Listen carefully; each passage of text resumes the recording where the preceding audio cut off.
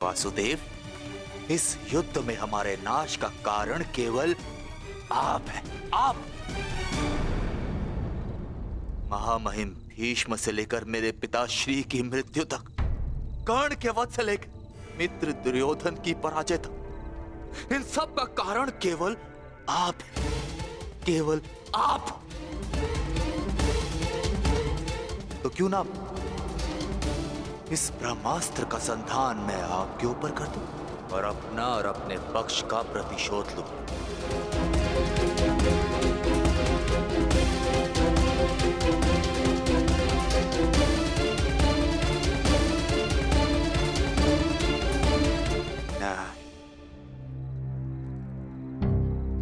नहीं वासुदेव, नहीं। एक साधारण से ग्वाले पर मैं अगर ब्रह्मास्त्र का संधान करूंगा तो ये ब्रह्मास्त्र का अपमान होगा। वासुदेव, तुम्हें तो इस महाविनाश की ग्लानि से ही मर जाना चाहिए। तुम पर संधान करने से क्या लाभ?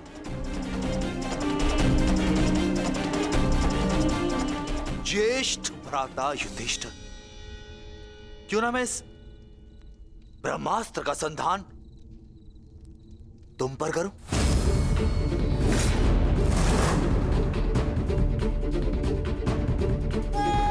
क्योंकि राजा समाप्त, अर्थात युद्ध समाप्त। इस एक अस्त्र से मैं इस युद्ध का परिणाम बदल सकता हूं। तुम्हारे प्राण लेकर भ्राताश्री, परंतु नहीं, क्योंकि जिस मित्र दुर्योधन के लिए हमने ये युद्ध लड़ा वो अपने जीवन का युद्ध हार चुका। इसीलिए इस युद्ध और इस विजय का कोई अर्थ ही नहीं है। भ्राता भीम, गदाधारी भीम, क्यों ना इस ब्रह्मास्त्र से मैं तुम्हारा संहार कर दूं? क्योंकि तुमने मेरे पिता के साथ छल किया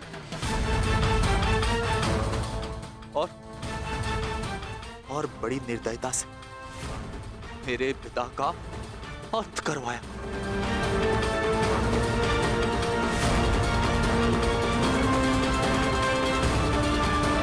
परंतु नहीं। बताइए वासुदेव कि मैं इस ब्रह्मास्त्र का संधान किस पर करूं? उत्तर दीजिए वासुदेव, उत्तर दीजिए।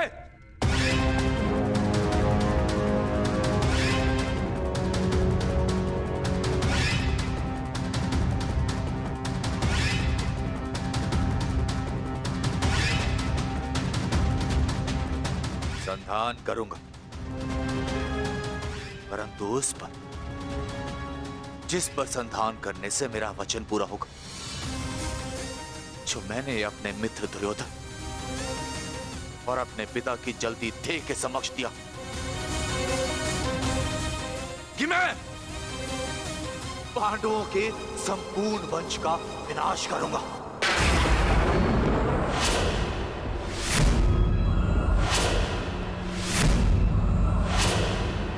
मैं द्रोण पुत्र अश्वत्थामा ये कामना करता कि मेरा ये ब्रह्मास्त्र गिरे उत्तरा के गर्भ पर, जहां पांडवों के वंश का अंतिम बीज पल रहा है। अश्वत्थामा!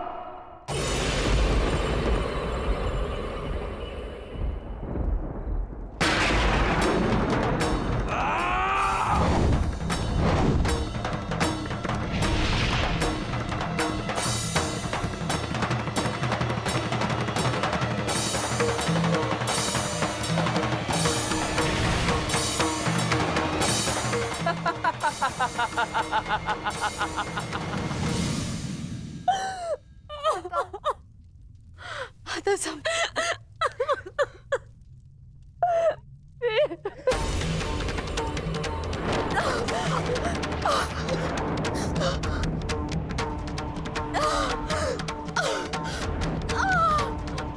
क्या हुआ पुत्री, तुम ठीक हो ना? पता नहीं पता, ऐसा लग रहा है जैसे किसी ने मेरे घर पर प्रहार कर दिया।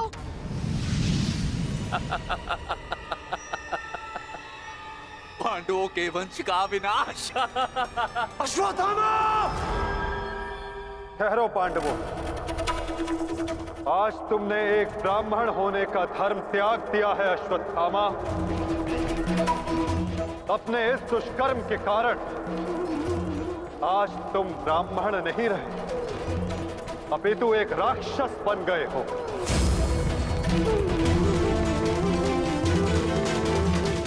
आज तुम्हें वो दंड दिया जाएगा जो एक राक्षस को दिया जाता है।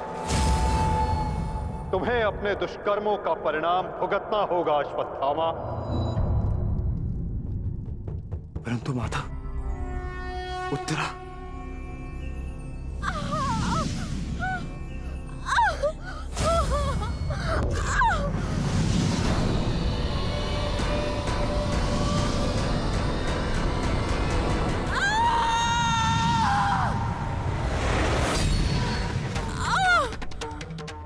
ब्रह्मास्त्र उत्तरा के गर्भ में प्रवेश कर चुका है पार्थ।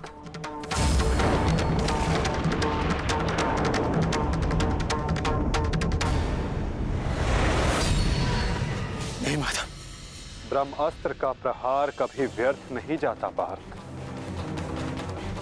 और उत्तरा की कोख में पल रहे नवजीवन के प्राणों पर यदि कोई संकट आया तो ये संकट केवल उसके प्राणों पर नहीं, उसके भविष्य पर नहीं, अपितु समस्त संसार के भविष्य पर आएगा पार्थ।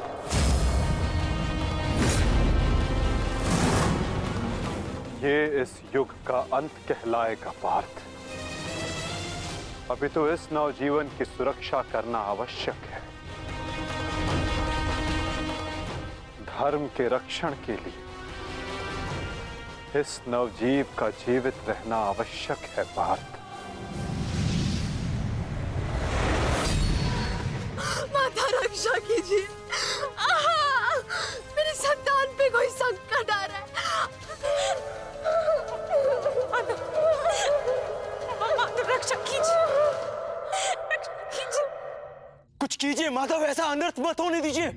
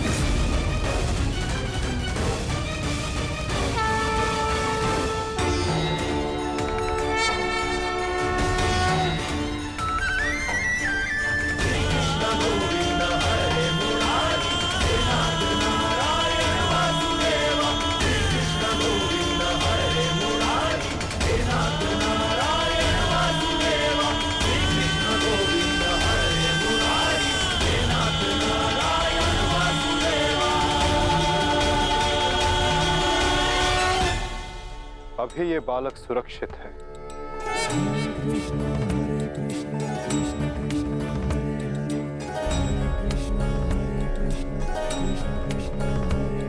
किंतु ब्रह्मास्त्र रूपी काल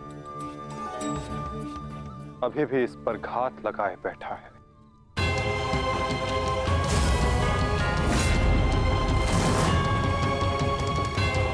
इसलिए मैं स्वयं इस बालक की सुरक्षा और इसका मार्गदर्शन करूंगा।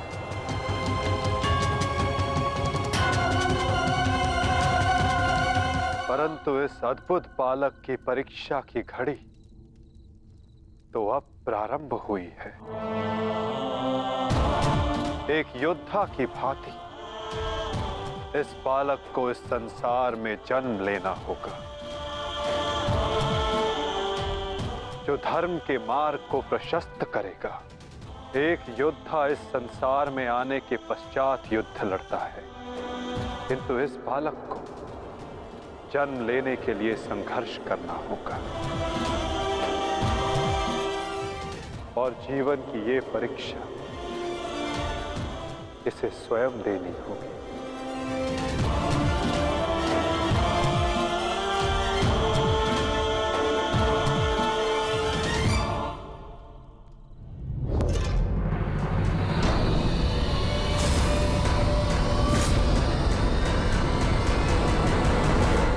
तुमने सीमा पार कर दिया अश्वत्थामा।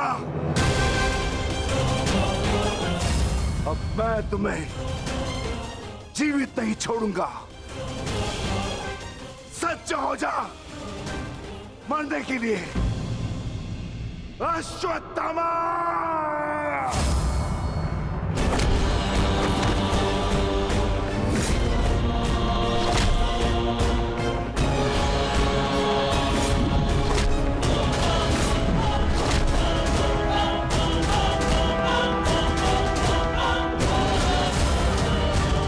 ठहरो विकोदर।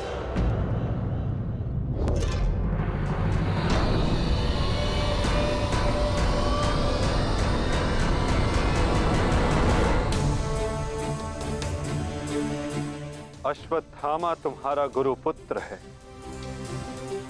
और जन्म से एक ब्राह्मण भी। इसकी हत्या का पाप तुम अपने सर पर ना लो विकोदर।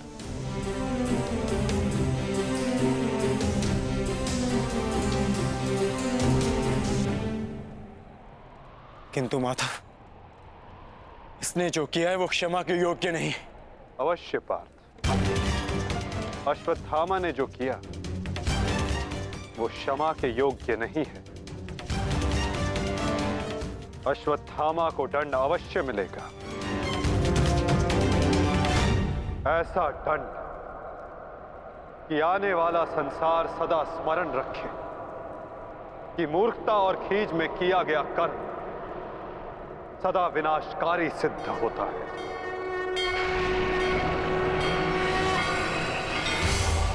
पार्थ, अश्वत्थामा के मस्तक की मणि निकाल।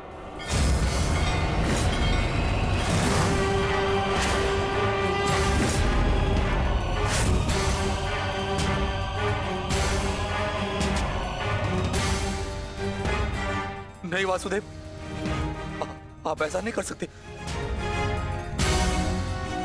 देना है तो मुझे मृत्यु दंड दीजिए वासुदेव, परंतु ऐसा मत कीजिए। तुम वीर गति पाने के योग्य नहीं हो अश्वत्थामा। तुमने जो किया है उसका दंड तुम आजीवन भुगतोगे। पार्थ,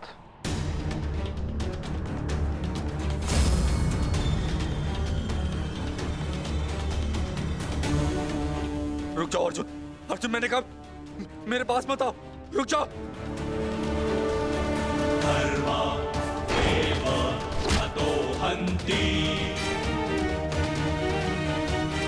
धर्मो रक्षति रक्षितः तस्मात् धर्मो न हन्त्यो मानो धर्मो हतो वधि।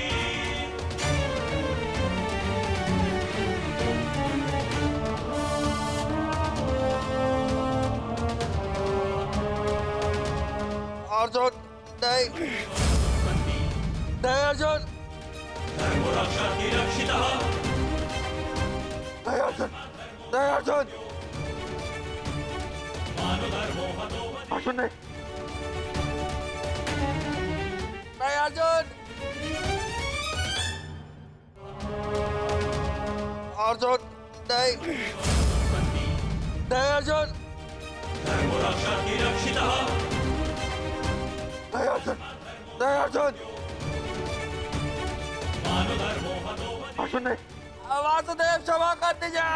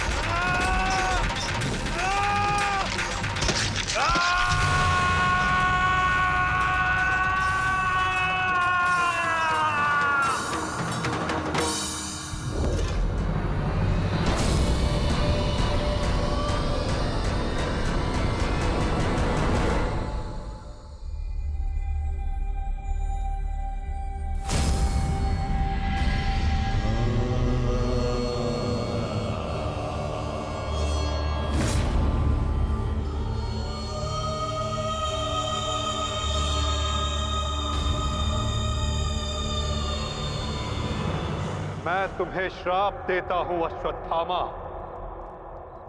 तुम्हारे ये घाव कभी नहीं भरेंगे। तुम चिरकाल तक आजीवन ऐसे सड़ते रहोगे।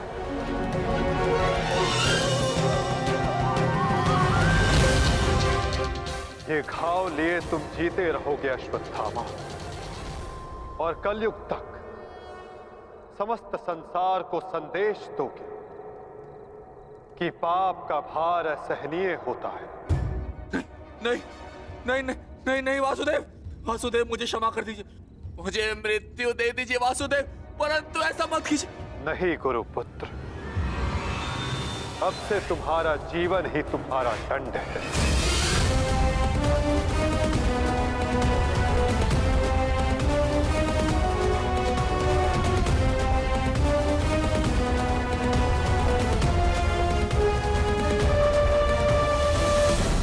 हमारे जीवन में मित्र और शत्रु बड़ा महत्व रखते हैं। यदि गंभीरता से सोचा जाए तो ऐसा कोई क्षण नहीं जब हम अपने मित्रों के बारे में ना सोचते हो या फिर अपने शत्रुओं के बारे में।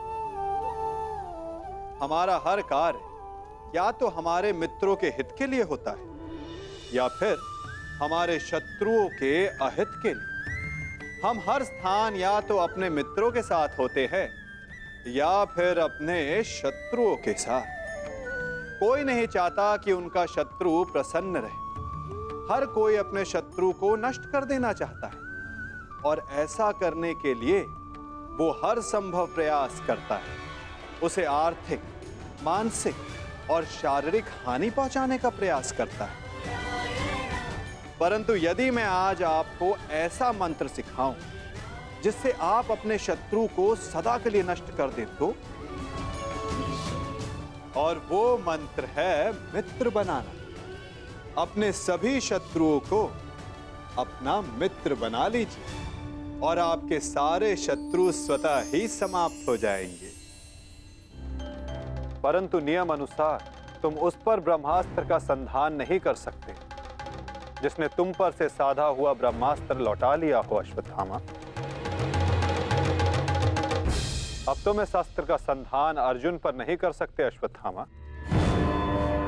तुम्हें इसका संधान अब किसी और दिशा में करना होगा।